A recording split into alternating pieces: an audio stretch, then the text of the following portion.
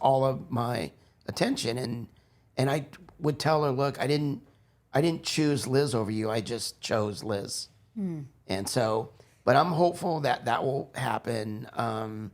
My family in Arkansas, because they're out in the sticks, they're all starstruck. They're like, they think it's the coolest thing on TV, and so we're getting to know them again. We actually go back. We were there for Christmas. Oh, great! And we're there for the 4th of July. So we get to spend a lot of time there with Riley. We'll pick Riley up and take her with us. So on my end, my family's doing great. Other than my daughter, which hurts, but now I kind of lost a daughter and gained a daughter in Riley. And if I can just touch base on that too, like Ed is so respectful to my daughter. It's a huge reason why I fell in love with him in the first place. So that's another thing. And, I shelter my daughter from it. I don't allow her on camera. But Ed is the most respectful person when it comes to her. He loves her. He is amazing with kids. So I also read you guys bought a house. How's it? We did. Oh, you didn't? Yeah, is there any truth to that? And I was going to say, how difficult is Ed as a designer? Oh, no, we don't want to go there. Oh, no. Oh, no, maybe skip that Let's talk about bar stools. Okay, we'll move on. Let's talk about bar stools. Ed's an amazing designer. Honestly, looks like I he has a would good love for him to get back into it because he's so creative and his work is amazing that I've seen. But it's still what he wants to put up on the wall, and we have the little tidbits of You have a good yin and yang, though. Opposites are good. My husband and I are opposite. It works very well. I'm sure you let go of some things, and my thing is I just wanted a home with Ed, and he can have the home the way he wants to. Except he is limited to where he can put all his toys. Yeah. So all my toys, and I have a lot of toys. That was a rule. No stickers in the house. No big Ed shower curtains. Wah. Can you believe it? So my drum set, so everything is confined now to one room, and I'm not allowed to hang up any pictures. Because I'm a designer, I love mid-century. So you have to have you can only have one wood species in your house. It's walnut, right? But she's like, what are you talking about? And stop saying couch. It's a sofa. But so I do the interior design part. But Liz, in our relationship, is the organizer. She can take a kitchen and have it make sense. Like, this is where the glass goes. Why? Because it's next to the dishwasher. This is where the silverware goes. Why? Because that's where the plates are. I'm not that functionally inclined where that is. But so I kind of do the big stuff. But then Liz is kind of the organizer of the house. Oh, I love it. Reality television has been a lot in the press. I'm sure you guys both know who Bethenny Frankel is. You've been political at times. Bethenny wants to start a reality TV union. I mean, you guys have made your lives and career on reality TV. What do you think about that? Would you like to see reality television stars be in a union? Okay, so when it comes to relationships, whether it's on air or off, we don't talk about religion, politics, and what was the third one? It's not sex. And we always can talk about sex. Yeah, no, I don't. Yeah, we're I told myself that I'm never going to speak about politics or religion. Really? Openly, because then people can just come, like, people can change your opinion about you. Like, if we don't agree or something, I was like, look, that's what you think. Like, I'm not there to talk about things openly yet when it comes to my beliefs. And also, too, I don't think it's our job. Like, I don't think it's the job. Like, I now won't go see certain actors because of their political beliefs, because I don't believe in what they believe. It's none of my business. And that's why we don't want to talk about it openly. I know who I'm going to vote for, but, I'm going to keep that silent, because I wouldn't want to, I wouldn't want to inadequately influence someone over the other. So we stay out of that. I was wondering, because I loved when you briefly announced you were running for governor of California. Okay, I was like, is Liz going to be first lady? Can I explain that? Yeah, what was So that was a way. I thought you were going to launch a very Howard Stern-like campaign, because we did miss the deadline. So first of all, okay, so true story. True story. I go, tell me. Liz, I should run for governor of California. And what was I doing like 2 hours later? What was I doing 2 hours Trying later? to run for governor. She goes, what are you doing? And I'm on No, I walk out of the room.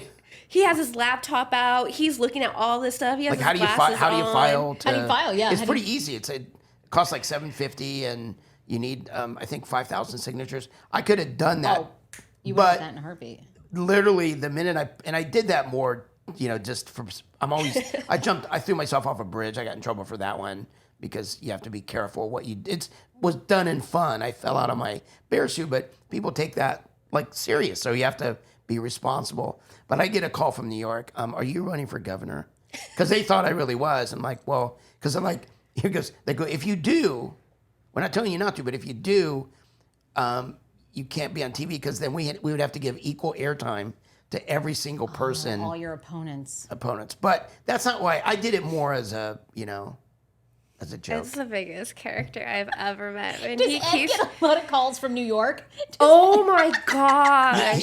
I'm lot of literally calls from like, network. babe, Here's- you can't do that. You can't do that. He's like, I'm gonna do it. Yeah. Like, it's First- don't touch the red button. And Ed's like, First of all, our publicist Jackie is going to kill us, but I don't get calls from New York. I get a little text message. Hey, do you have a minute to talk? You have a couple of minutes to jump on the phone real quickly?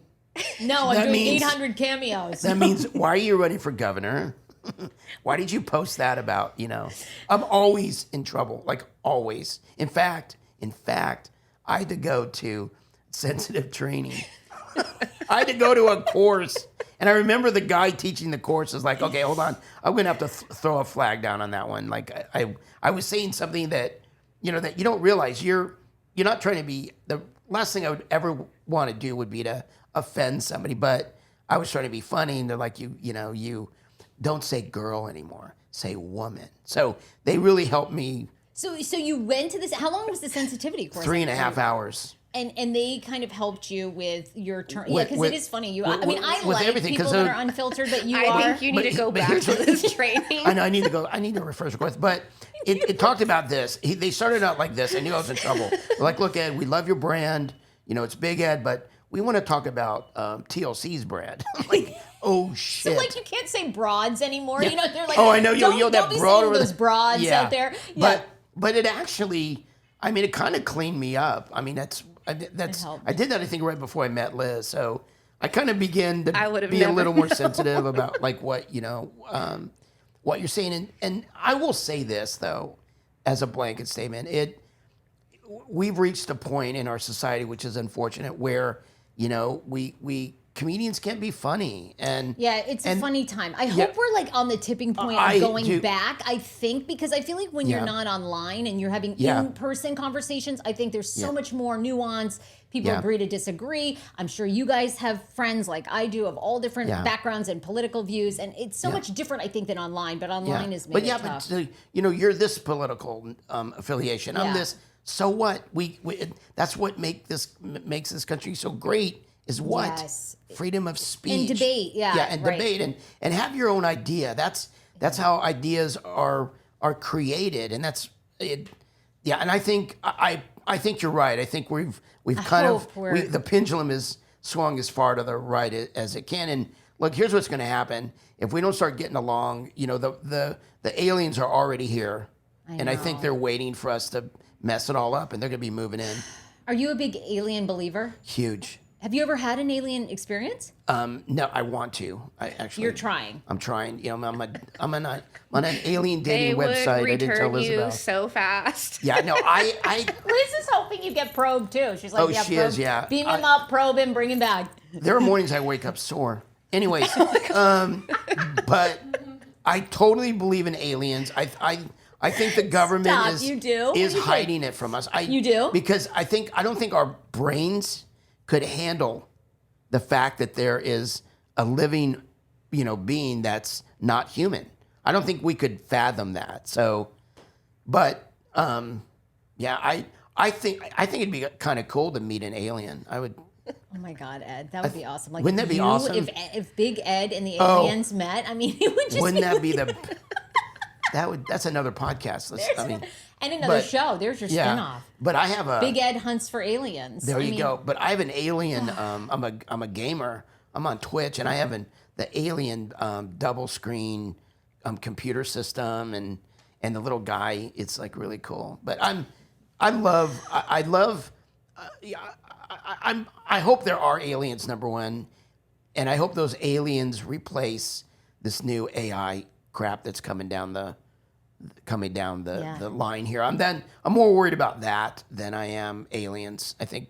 Yeah, AI. Yeah, they're slimy and they have little tiny spaceships. I think. I could talk to you guys for 2 hours, but 2 last questions. I know you're on a great media tour. You guys, what's one thing? I know you don't really read comments anymore over the years, but I mean, you have had a huge impact on millions of people on an audience. Has there ever been a comment or someone that said something to you as a viewer that like really resonated or gave you guys a piece of advice about your relationship, and you were like, "Wow, I love that," and it worked?